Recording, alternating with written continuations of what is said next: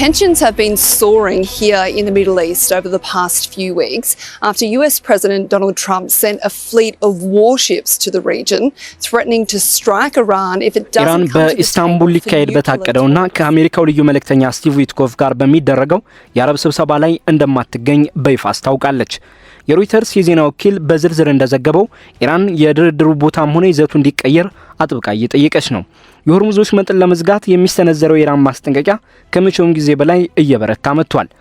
የኢራን መገናኛ ብዙሃን የወሽመጡ መዘጋት የነዳጅ ዋጋን በአንድ በርሜል እስከ $200 ሊያሻቅብ እንደሚችል የሚያሳዩ ስሌቶችን በተደጋጋሚ በማሰራጨት ላይ ናቸው።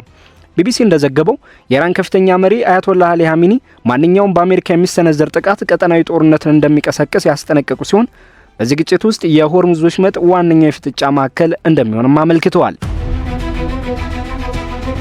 በኢራንና በአሜሪካ መካከል ያለው የዲፕሎማሲያዊና ወታደራዊ ግንኙነት እጅግ አሳሳቢና ወደ ከረረ ደረጃ ላይ በደረሰበት በዚህ ወቅት የኢራን ከፍተኛ ባለስልጣናት በቱርክ መዲና ኢስታንቡል ተረቆ የነበረውን ባለብዙ ወገን ድርድር ውድቅ በማድረግ ራሳቸውን ማግለላቸው ተሰምቷል።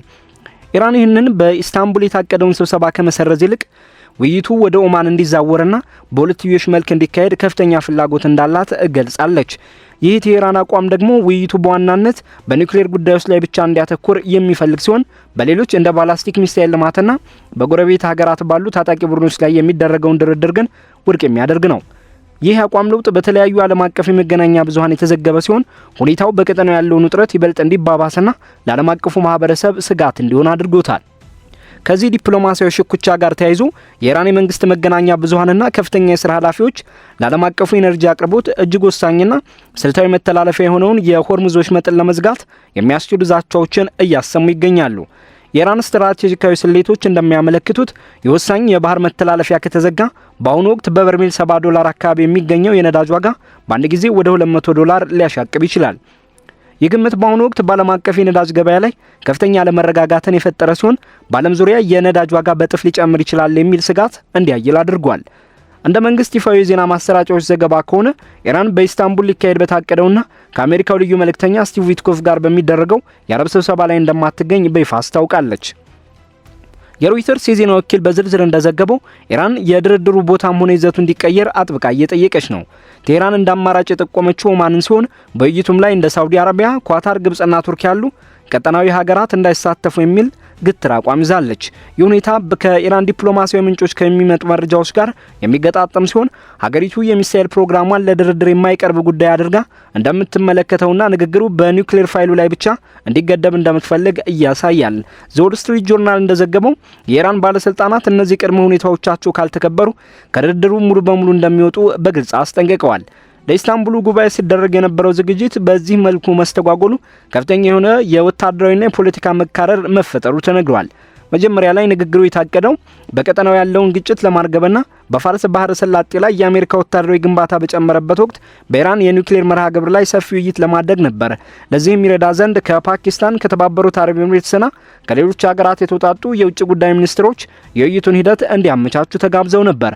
አልጀዚራ እንደዘገበው የአሜሪካው ፕሬዝዳንት ዶናልድ ትራምፕ ድርድሩ እንደሚቀጥል ቢያረጋግጡም ስምምነት ላይ መድረስ ካልተቻለ ግን ወታደራዊ እርምጃ ሊወሰድ እንደሚችል ዝተዋል። በሌላ በኩል የኢራኑ ፕሬዝዳንት መስዑድ ፔዜሽኪያን ለውጭ ጉዳይ ሚኒስትራቸው በሰጡት መመሪያ ድርድር ሊካሄድ የሚችለው ከዛቻና ከማስፈራራት ነጻ በሆነ ሁኔታ ላይ ብቻ እንደሆነ አሳስበዋል። ሆኖም ኢራን ከባለብዙ ወገን ድርድር ፊቷን ማዞሯ እነዚህን ጥረቶች በሙሉ አቀዝቅዞታል። የቱርክ ባለስልጣናትም እስካሁን የውይይቱ ቦታ እንዳልተወሰነ እያመለከቱ ይገኛሉ። ኢራን በኢስታንቡል ድርድር ላይ ላለመገኘት የወሰደችው አቋም በአሜሪካና በኢራን መካከል ለረጅም ጊዜ የቆየውንና በቅርቡ ይበልጥ የከረረውን ቅራኔ ተከትሎ የመጣ ነው። ሲኤንኤን እንደዘገበው ኢራን በኒውክሌር ድርድሩ ላይ ለመሳተፍ ፈቃደኝነቷን ብታሳይም ሊሆን የሚችለው ግን በተሻሻሉ ውሎችና ደንቦች ላይ ብቻ እንደሆነ ገልጻለች። የቴህራን ምንጮች ኦማንን እንደ መድረክ የመረጡት ሀገሪቱ ቀደም ሲል በነበሩ አለመግባባቶች ወቅት ገለልተኛ መካከለኛ ሆና በመስራቷ እንደሆነ ይገልጻሉ።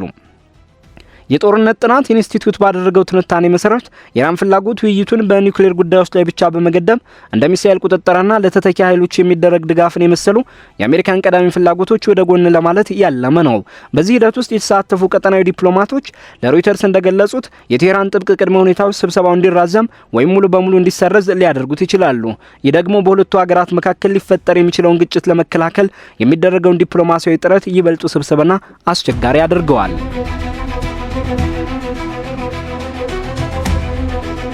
ከዲፕሎማሲያዊ እንቅፋትና አጣብቂኝ ጎን ለጎን የሆርሙዝ ወሽመጥን ለመዝጋት የሚሰነዘረው የኢራን ማስጠንቀቂያ ከመቼውም ጊዜ በላይ እየበረታ መጥቷል። የኢራን መገናኛ ብዙሃን የወሽመጡ መዘጋት የነዳጅ ዋጋን በአንድ በርሜል እስከ $200 ሊያሻቅብ እንደሚችል የሚያሳዩ ስሌቶችን በተደጋጋሚ በማሰራጨት ላይ ናቸው። ይህም ቁጥር በኢራን መንግስት አማካሪዎች መግለጫዎች ውስጥም በጉልህ እየተደጋገመ ይገኛል። ቢቢሲ እንደዘገበው የኢራን ከፍተኛ መሪ አያቶላህ አሊ ኻሜኒ ማንኛውም በአሜሪካ የሚስተነዘር ጥቃት ቀጠናዊ ጦርነትን እንደሚቀሰቅስ ያስጠነቀቁ ሲሆን በዚህ ግጭት ውስጥ የሆርሙዝ ወሽመጥ ዋነኛ የፍጥጫ ማዕከል እንደሚሆንም አመልክተዋል። ክሪቲካል ትሬድስ ፕሮጀክት የተሰኘው ተቋም እንደገለጸው ኢራን ፈጣን የማጥቃት ጀልባዎችንና ድሮኖችን ተሸካሚ መርከቦችን ጨምሮ በርካታ የባህር ኃይል ንብረቶችን በወሽመጡ አቅራቢያ አሰማርታለች። ይህም ትንኮሳ ከተሰነዘረባት ዓለም አቀፍ የባህር ትራንስፖርትን ለማስተጓጎል ዝግጁ መሆኗን የሚያሳይ ምልክት ተደርጎ ተወስዷል። አናዶሉ የዜና ወኪልም የኢራን አብዮታዊ ዘብ አዛዦችን ጠቅሶ እንደዘገበው ኢራን በወሽመጡ ምድራዊ የውሃ ውስጥና የአየር ክልል ላይ ፍጹም ቁጥጥር እንዳላትና ለማንኛውም ግጭት ሙሉ ዝግጁነት እንዳላት አስታውቃለች። የሆርሙዝ ወሽመጥ በቀን በአማካይ ከ20 እስከ 21 ሚሊዮን በርሜል ድፍድፍ ነዳጅ ወይም 20% የሚሆንን የዓለም አቀፍ የነዳጅ አቅርቦት የሚያስተናግድ ጠባብ የባህር መስመር በመሆኑ ለእነዚህ ዛቻዎች ዋነኛው ስትራቴጂካዊ መሳሪያ ሆኗል። የባህረ ሰላጤው ዓለም አቀፍ መድረክ እንደገለጸው የወሽመጡ መዘጋት የነዳጅና የተፈጥሮ ጋዝ ፍሰትን በማገት እንደ ኳታርና ኩዌት ያሉ ላኪ ሀገራትን ክፉኛ የሚጎዳ ከመሆኑም በላይ የዓለም አቀፍ መጓጓዣ ወጪን በከፍተኛ ሁኔታ ይጨምራል። ዓለም አቀፍ የቀውስ ቡድን ቀደም ሲል ኢራን በወሽመጡ ውስጥ በመርከቦች ላይ ትንኮሳ ስታደርግ እንደነበረ በማስታወስ አሁን ላይ የሚደረግ መጠነኛ መስተጓጎል የባህር ላይ ትራንስፖርት ክፍት ለማድረግ የሚደረገውን ዓለም አቀፍ ጥረት ዋጋ ሊያሳጣ እንደሚችል ጠቁሟል። ሲኤንኤን እንደዘገበው በቅርቡ የኢራን አብዮታዊ ዘብ ጀልባዎች የአሜሪካ ሰንደቅ ዓላማ በጫነ የነዳጅ ጫኝ መርከብ አቅራቢያ መታየታቸውና በዩኤስ አብርሃም ሊንከን አውሮፕላን ተሸካሚ መርከብ አቅራቢያ የታዩ የድሮን እንቅስቃሴ የወሽመጡን ተጋላጭነት ይበልጥ የሚያረጋግጡ ኩነቶች ናቸው። የነዳጅ ገበያው ለነዚህ ክስተቶች ቀድሞ ምላሽ መስጠት የጀመረ ሲሆን ግጭቱ ሊባባስ ይችላል በሚል ስጋት የነዳጅ ዋጋ መጠነኛ ጭማሪ እያሳየ ይገኛል። ሲኤንቢሲ በዘገባው የብሬንት ድፍድፍ ነዳጅ ዋጋ መዋዠቅ የታየበት ቢሆንም መስተጓጎሉ በተግባር ከተከሰተ ግን ዋጋው በከፍተኛ ሁኔታ ሊያሻቅብ እንደሚችል ተገምቷል። ተንታኞች እንደሚሉት በአሜሪካና በኢራን ድርድር ዙሪያ ያለው እርግጠኝነት ማጣት በነዳጅ ዋጋ ላይ ስጋት ተጋላጭነት ዋጋ እንዲቀጥል አድርጓል። በተለይም አሜሪካ የኢራን ድሮን መታከጣለች በኋላ ውጥረቱ እንደገና ማገርሸቱ ይታወሳል። ቢቢሲ እንደገለጸው ወሽመጡ መዘጋቱ 20% የሚሆነውን የዓለም የነዳጅና ጋዝ ስለሚያገድ ይህም በዓለም ዙሪያ ባሉ የሸቀጦችና የአገልግሎት ዋጋ ላይ ከፍተኛ የኢኮኖሚ ቀውስ ያስከትላል። ያው ፋይናንስ የኬብለር ቼቭሬክስን ግምቶች በመጥቀስ የሆርሙዝ መዘጋት የነዳጅ ጫኝ መርከቦችን እንቅስቃሴ ሽባ በማድረግ የተዘበራረቀ ሁኔታ እንደሚፈጠርና አስደንጋጭ የዋጋ ጭማሪ እንደሚያመጣ አስጠንቅቋል። ብሉምበርግ በበኩሉ ወሽመጡ ለአጭር ጊዜ እንኳ ቢዘጋ የብሬንት ድፍድፍ ነዳጅ ዋጋን በአንድ በርሜል ከ120 እስከ $150 ሊያደርሰው እንደሚችልና ይህም እንደ ቻይና፣ ህንድና ጃፓን ያሉ በመካከለኛው ምስራቅ ነዳጅ ላይ ጥገኛ የሆኑ ሀገራትን ኢኮኖሚ እንደሚያናጋ ገልጿል። oilprice.com እንዲህ አይነቱ ክስተት በቅርብ ጊዜ ውስጥ የነዳጅ ዋጋን በጥፍ ሊጨምር፣ የዋጋ ግሽበትን ሊያባብስና የዓለም የነዳጅ ክምችትን ሊያሟጠጥ እንደሚችል አስጠንቅቋል። የአሜሪካ የኮንግረስ ምርምር አገልግሎት ሪፖርት እንደሚጠቁመው በወሽመጡ በኩል የሚደረግን የንግድ ልውውጥ ማገድ የዓለም አቀፍ አቅርቦትን በእጅጉ ስለሚጎዳ ገበያው ሌሎች አማራጮችን እስኪያገኝ ድረስ ፈጣን የዋጋ ጭማሪ ይከተላል። ዘኒው አረብ ደግሞ የባህር ላይ መጓጓዣ የመድን ዋጋ እየጨመረ መሆኑን ገልጾ የወሽመጡ መዘጋት ከ1970ዎቹ የነዳጅ ቀውስ ጋር የሚወዳደር አስከፊ ሁኔታ ሊፈጥር እንደሚችል አመልክቷል። አሜሪካ በኢራን ላይ ወታደራዊ እርምጃ የመውሰድ እድሏ 75% ሲሆን ረዘም ላለ ጊዜ የሚቆይ የሆርሙዝ ወሽመጥ መዘጋት የጋዝ ገበያውን በማናጋት ኢኮኖሚዎችን ድባቅ ሊመታ ይችላል። የኢራን መገናኛ ብዙሃን በኢስታንቡል ስብሰባ ላይ ላለመገኘት ያሳዩት አቋም ከነዚህ ዛቻዎች ጋር በቀጥታ የተያያዘ ሲሆን ከድርድሩ ማፈግፈግ ለአሜሪካ ተገቢ ያልሆኑ ፍላጎቶች የተሰጠ ምላሽ ተደርጎ ተወስዷል። ሚድል ኢስት የቱርክ ባለስልጣናት በድርድሩ ቦታ ላይ እርግጠኛ ለመሆናቸውን የገለጹ ሲሆን ኢራን በበኩሉ ድርድሩ አሜሪካ ምን ያህል ቁርጠኛ እንደሆነች የምትፈትንበት እንደሆነ ገልጻለች። ሰፊው ጂኦፖለቲካዊ ሁኔታ እነዚህን ስጋቶች ይበልጥ ያጎላቸዋል። አፕላይድ ጂኦፖለቲክስ እንደገለጸው የኢስታንቡሉ ስብሰባ አሜሪካና እስራኤል በኢራን ወታደራዊ ተቋማት ላይ ጥቃት ከሰነዘሩ በኋላ የመጀመሪያው ቀጥተኛ ግንኙነት ሊሆን ታቅዶ ነበር። ሮይተርስም የአሜሪካና የኢራን መልእክተኞች በቀጠናዊ መካከለኛነት ሊገናኙ እንደነበር ቢያረጋግጥም የኢራን አዳዲስ ቅድመ ሁኔታዎች ግን እንቅፋት ሆነዋል። ኤንቢሲ ኒውስ ውይይቶች መቀጠላቸውን ቢገልጽም ድርድሩ ካልተሳካ ግን ትራምፕ ወታደራዊ አማራጮችን እያጤኑ መሆናቸውን አስጠንቅቋል።